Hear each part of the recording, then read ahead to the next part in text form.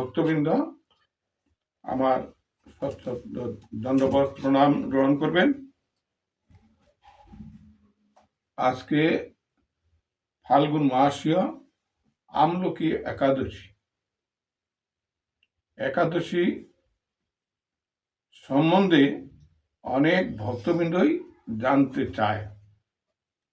অনেকের ধারণা একাদশী শুধু বিধবাদের জন্য, সধবাদের জন্য নয়।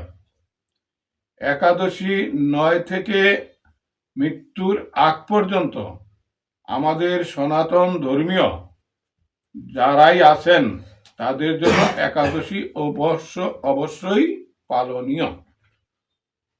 একাদশীর আবির্ভাব কিভাবে হলো?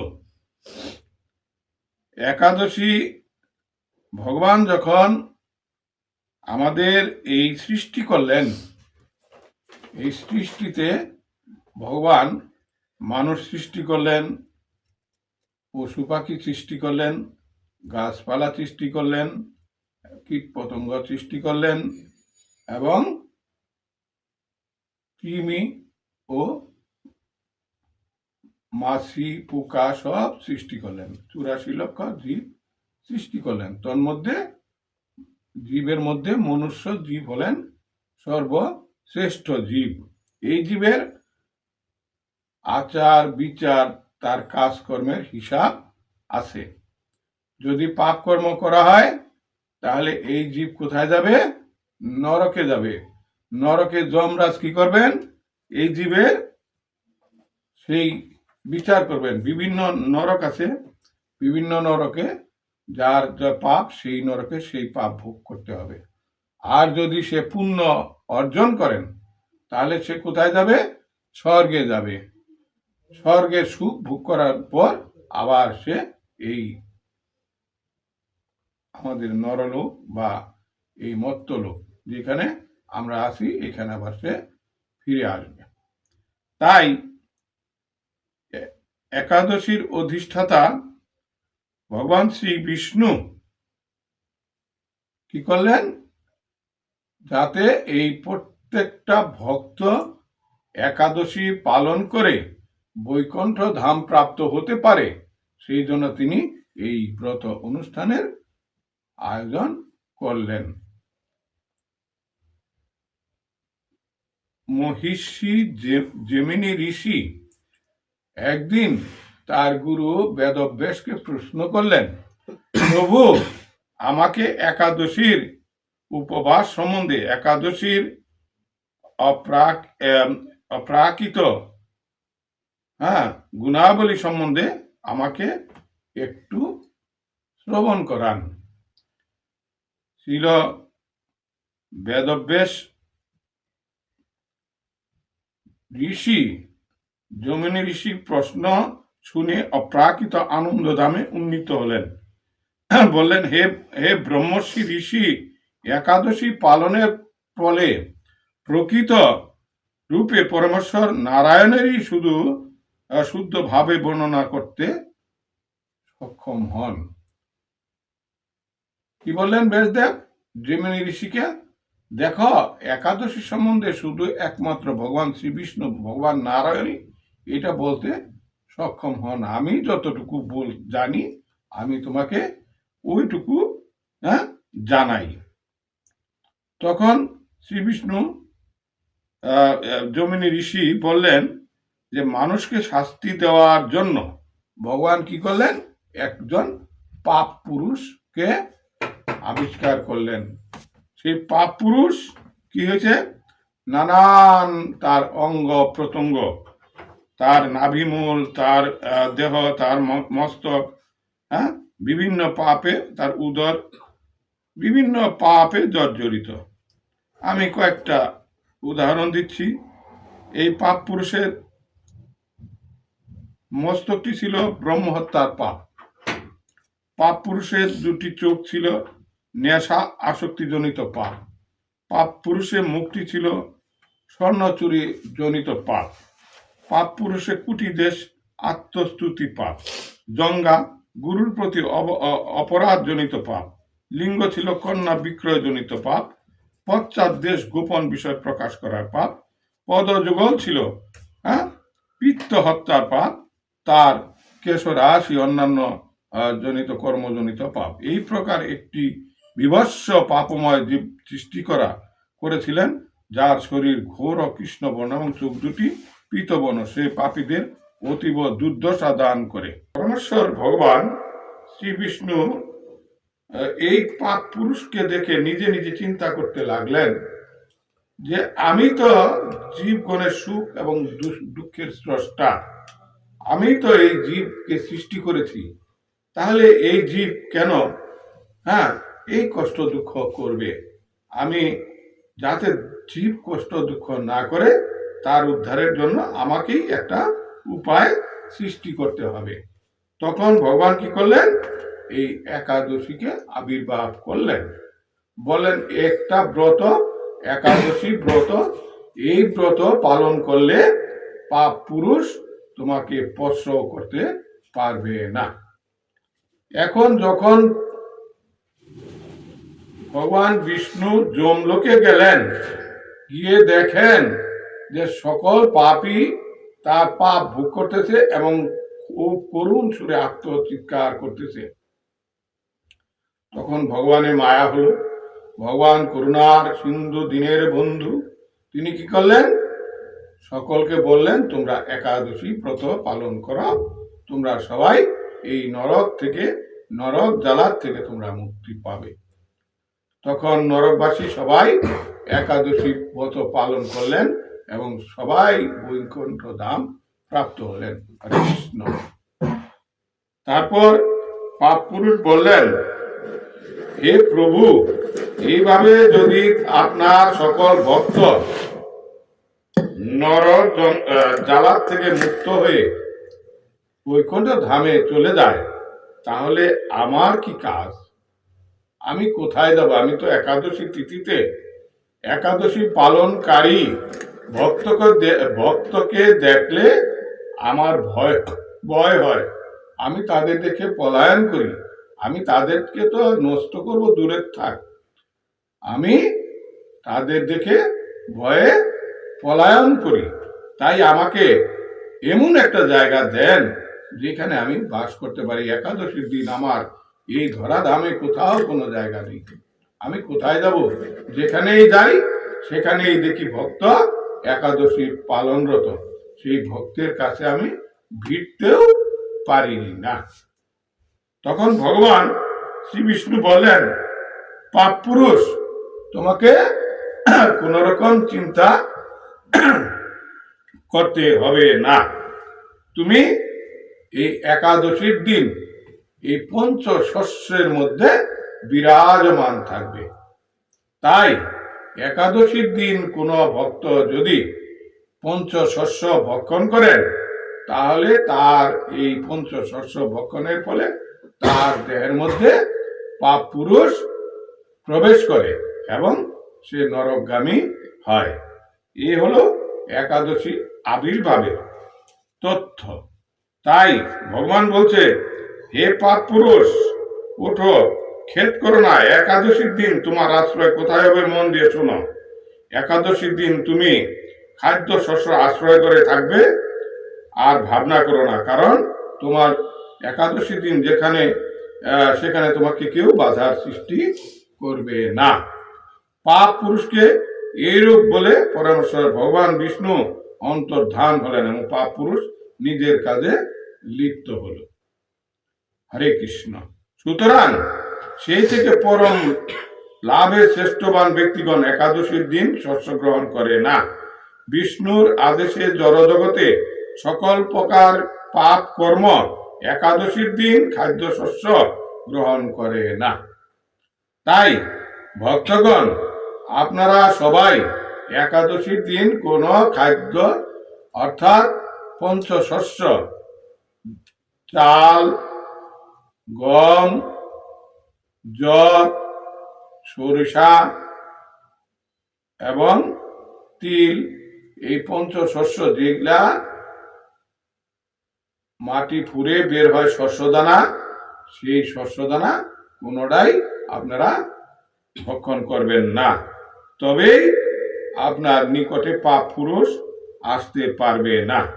তাই বলছে এক মুষ্টি শস্য খেলে কোটি ব্রাহ্মণ হত্যার পাপ হয়।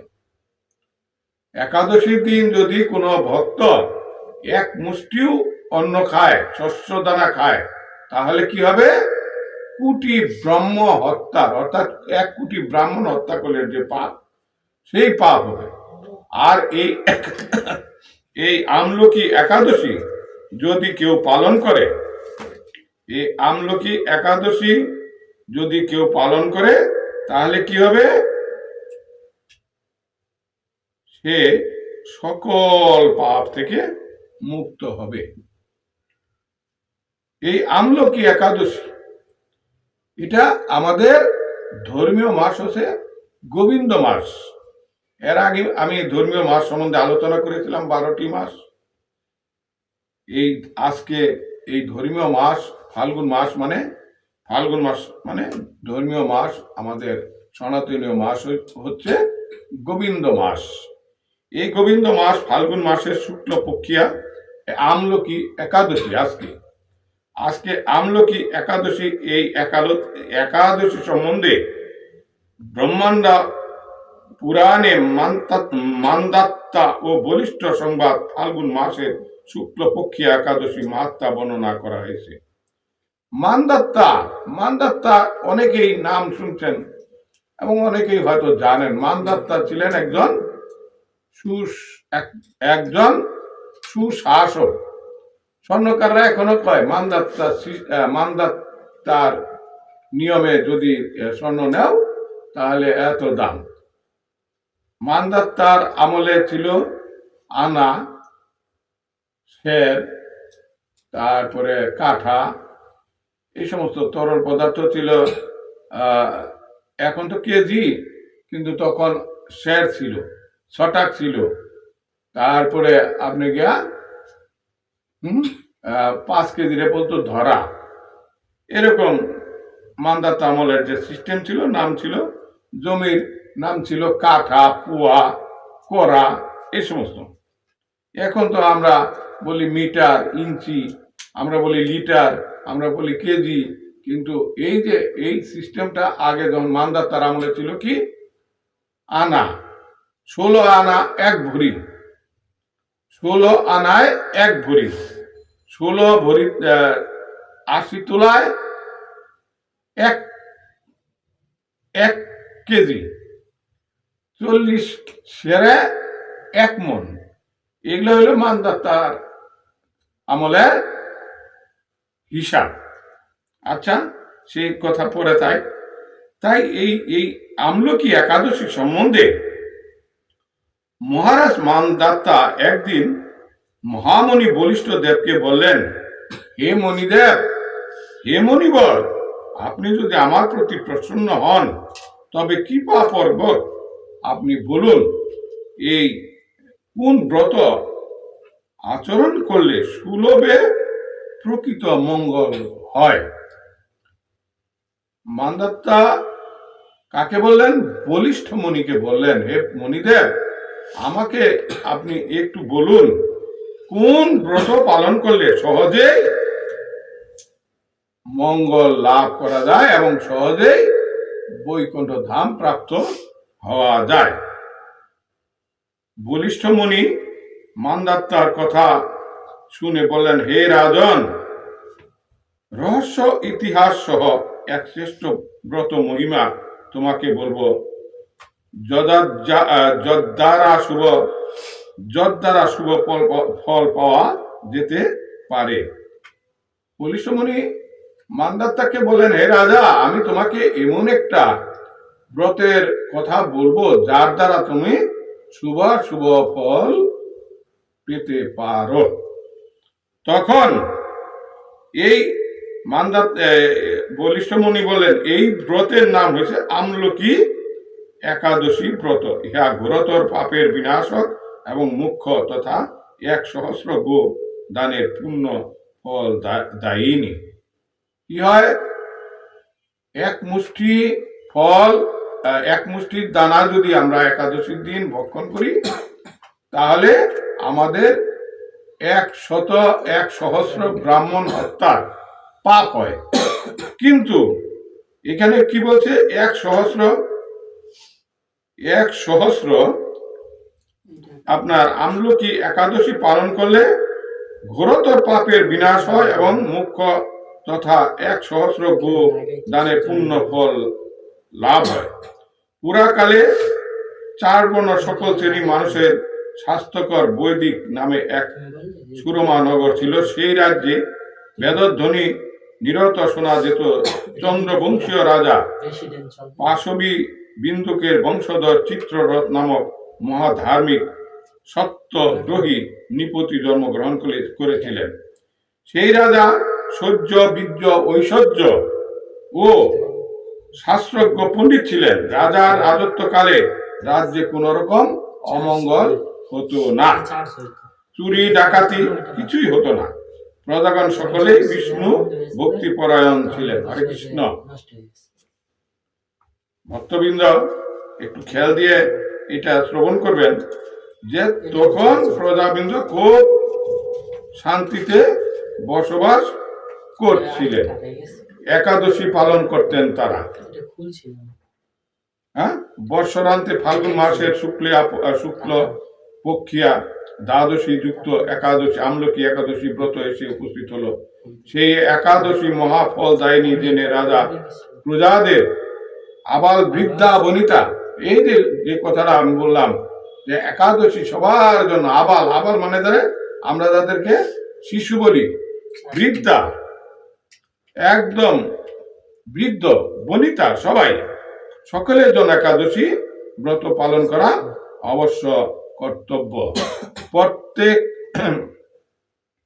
প্রত্যেকে নানান্তে ভগবত সমীপে স্তব স্তুতি প্রণতি ধূপ দীপ চন্দন গন্ধমালা এবং নৈবেদ্য দ্বারা অর্চনা পূর্বক অনাহারে সাধু সজ্জন পরিবেষ্টিত ভগবত কথা প্রসঙ্গে ও রাত্রে জাগরণ করতে বলেছিলেন। উক্ত সংস্কার অনুসারে রাজা প্রাতঃস্থান সমাপ্তে রাজা সকল প্রজা সময় বিবাহারে নদী তটস্থ তা ভগবান বিষ্ণু মন্দিরে উপস্থিত হলেন এবং মন্দির প্রাঙ্গণ সুরভিত জলপূর্ণ দ্বারা ধৌত করলেন। বস্ত্র পাদুকা পঞ্চ দায়িকা সজ্জিত করলেন। অতঃপর মণিগণ সহ দীপমালা যুক্ত শ্রী পরশুরাম সমন্বিত আমলকি পূজা করলেন। তারা কি করলেন? প্রজারা বিষ্ণু মন্দিরে দেয়া আমলকি পূজা করলেন, আমলকি বৃক্ষকে পূজা করলেন। প্রজাদের নিয়ে বিষ্ণু মন্দিরে হরিকীর্তন ব্যস্ত থাকার ওই রাত্রে হঠাৎ এক বেদ এসে এই মন্দিরে উপস্থিত হলেন। বেদ মানে কি? বেদ যারা কি পশু পাখি শিকার করে তারা উপস্থিত হলেন। সেই বেদ এসে উপস্থিত হলেন। এই বেদ প্রতিনিয়ত কত না জীব হত্যা করত, ওই দিন কোনো জীব হত্যা করতে বেদ পারে নাই। তাই কি করছে?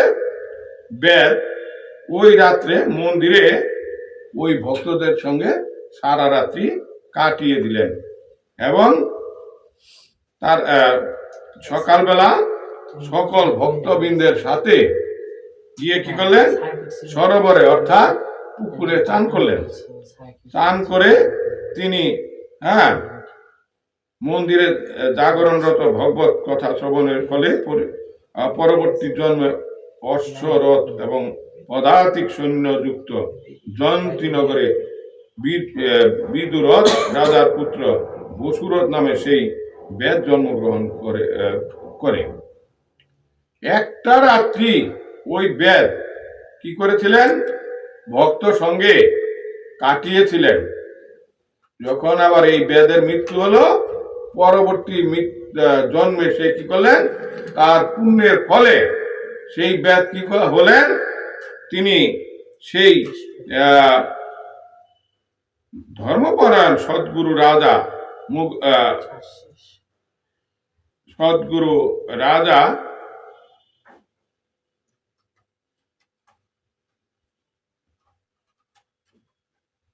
বিদুরথ তার পুত্র রূপে সে জন্মগ্রহণ করলেন। তখন তার নাম রাখা হলো কি?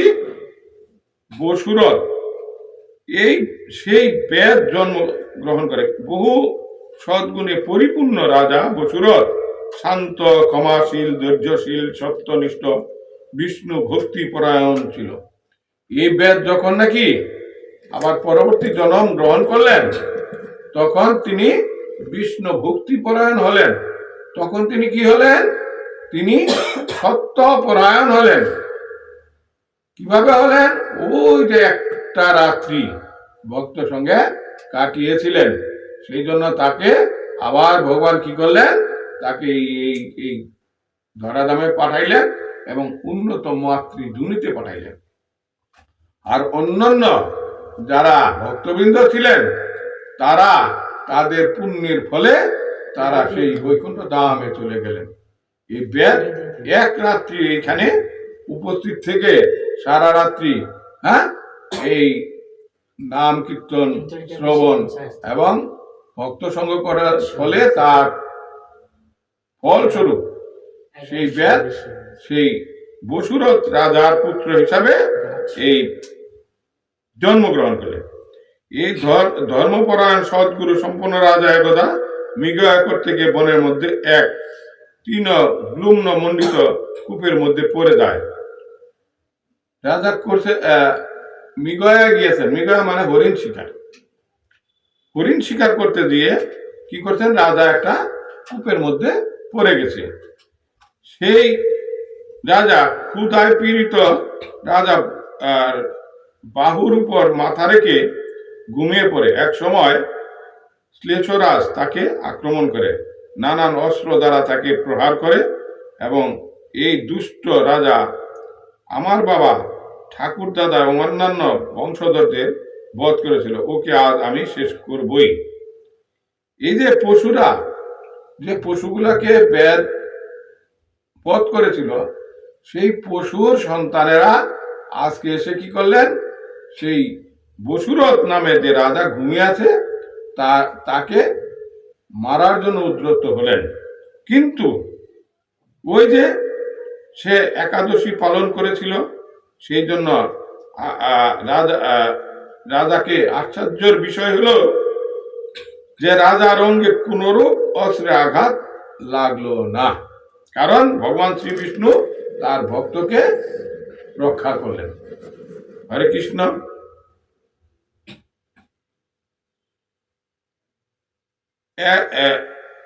সৈন্যগণ একে একে নির্জীব হয়ে, ওই শ্লেষ রাজার সৈন্যগণ একে একে নির্জীব হয়ে পড়ল এবং অস্ত্র শস্ত্র নিঃশেষ হয়ে গেল।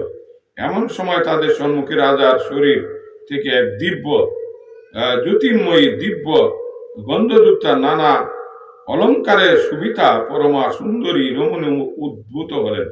তখন সেই শ্লেষ ও তার সঙ্গীদের প্রতি ক্রোধান্বিত হয়ে চক্র হস্তে শ্লেষের মস্তক ছেদন করে অন্তর্হিতা হলেন।